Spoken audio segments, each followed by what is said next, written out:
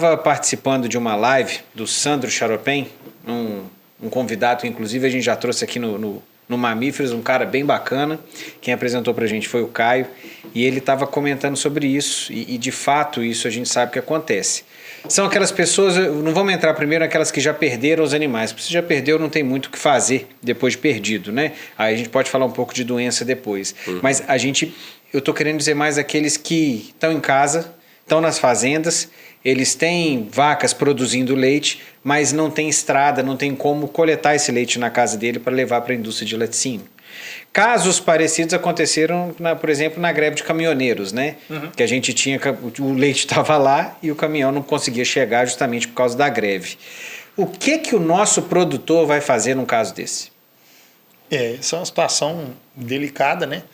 Bom, em primeiro lugar, quando a gente tem problema com luz, toda fazenda produtora de leite deveria ter gerador.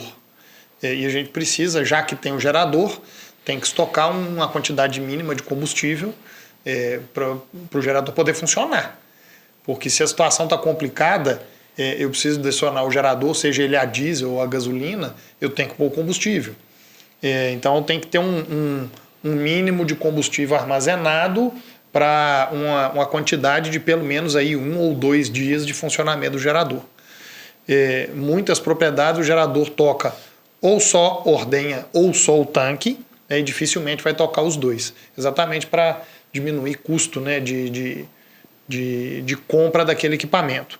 Mas de qualquer forma, tem que ter o gerador funcionando, inclusive a propriedade que a Clara estava lá nessa semana, eles estão sem luz, estão com o gerador funcionando, tem que ordenhar, não pode parar de ordenhar as vacas, se não ordenhar vai ser pior.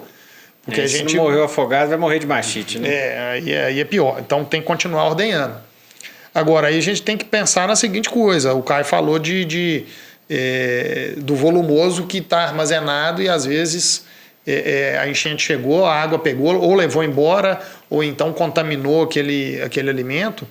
Então a gente tem que fazer, primeiro, que estoque que tem, né? O que eu tenho de estoque de comida? Era feno, era silagem, era uma capineira, e o que sobrou? Do que sobrou, eu tenho que ver todas as previsões do Caio Tulin, né, nosso meteorologista-chefe. Se tu diz. Então, de acordo com as previsões que a gente tem, por quanto tempo que eu tenho esse resto de estoque, ele tem que durar.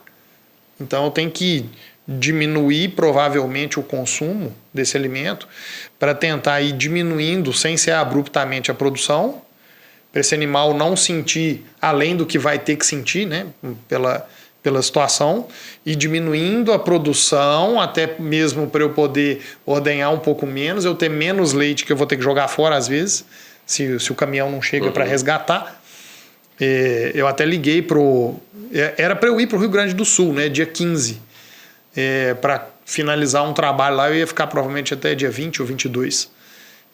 Liguei para o pessoal do laticínio e eles falaram assim, não tem jeito de vir. O aeroporto de Porto Alegre fechado agora pelo menos até dia 30. Eu ia descer em Passo Fundo, não sei como é que está o aeroporto de Passo Fundo, mas 2 caminhões já estavam parados, ilhados, com leite, e assim, os laticínios do Rio Grande do Sul tiveram que se reajustar logisticamente. Então tinha fábrica que já tinha parado, que o leite estava sendo captado mandando para outra, leite de uma que não chegava que foi para outro. Então eles se juntaram para readministrar essa logística de onde dava para pegar leite, para não ter que jogar tudo quanto é leite sendo produzido fora. E afinal de contas o Rio Grande do Sul produz um punhadão de leite, né? Você lembra, Caio, o número de produção? Não lembro. Agora de cabeça também não vou me recordar. Mas então a primeira coisa é isso, verificar estoque, ajustar a comida, ajustar o consumo, tentar diminuir a produção. Manter tudo que for possível em posição mais elevada, né? Gerador, combustível, com certeza. Medicação. E tentar, dependendo do caso de enchente, né? Se existir alguma forma de fazer alguma drenagem, se for possível, né? Tentar drenar, tirar essa água da propriedade. E aí, dependendo da situação, buscar os órgãos que fazem resgate para tentar ir tirando as coisas da propriedade. Se tiver vacas prenhas em final de lactação, normalmente aí da metade para frente, né? Se for possível, secar esses animais para diminuir consumo, diminuir um pouco o problema. Ou até diminuir o próprio plantel, né, Samuel? O cara, ele tá com um plantel que ele vê que vai demorar muito tempo até ele conseguir começar de novo, praticamente, reajustar, né? Acabar diminuindo um pouco essa quantidade de animais. Aí daí para frente, né? Depois que, assim, resolveu a situação, não tem mais enchente. Aí é sentar e verificar o que dá para ser feito, né? Para conseguir reorganizar o negócio, né? Aí já estamos numa outra etapa. É quase um recomeçar, né, Samuel? Muitas vezes situações. Sim. Nós tivemos notícia de fazenda que literalmente levou tudo. Levou galpão, levou trator, levou caminhonete, caminhão, gado. Assim, sobrou a terra. Debaixo d'água, né? Infelizmente, debaixo d'água. Não é de rir, não, mas é uma situação que provavelmente a família não vai conseguir se reerguer no negócio. Vai se reerguer de outra forma e vamos precisar de esperar baixar a água e ver o que faz. Esse negócio que você falou, Samuel, eu acho muito importante da gente frisar isso. Se eu tenho, por exemplo, eu não tenho como o meu leite ser coletado, automaticamente o pessoal fala assim, não, corta a ração das vacas aí porque tem que produzir menos. E a gente tem que lembrar que a gente não está falando o que é bom fazer. A gente está falando aqui o que é o menos pior de ser feito para a gente passar pela crise, né? É aquela história do saber em qual buraco a gente vai cair. Então, lógico, vai depender de estoque de comida, vai depender de estoque de volumoso, vai depender de estoque até de ração. Mas é muito importante, na medida do possível, que aqueles animais que já estão no final de lactação mesmo, assim como o Samuel falou, você seque para que coma menos daquilo que você tem estocado, mas não deixe de dar ração para os animais.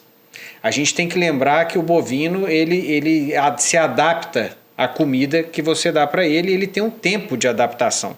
Tem gente que fala até de 50 dias para essa adaptação. A gente sabe que de 15 a 30 dias é uma quantidade mais ou menos justa para essa adaptação desse novo alimento que você coloca. E se você tira a ração como um todo, você muda a microbiota do rumen e para que você consiga fazer com que esse animal se adapte de novo à ração, para que ele comece a efetivamente responder à ração que você está fornecendo para ele depois de ter parado, é muito grande esse tempo. E quando a gente corta a ração de uma vez só, automaticamente você perde pico de lactação de vaca e tem muita vaca que depois não consegue recuperar aquela produção de antes. Então é sempre importante que a gente continue deixando o rumen funcionando da melhor maneira possível e a gente faz isso dando nem que seja uma quantidade mínima daqueles alimentos que o animal já está acostumado a comer.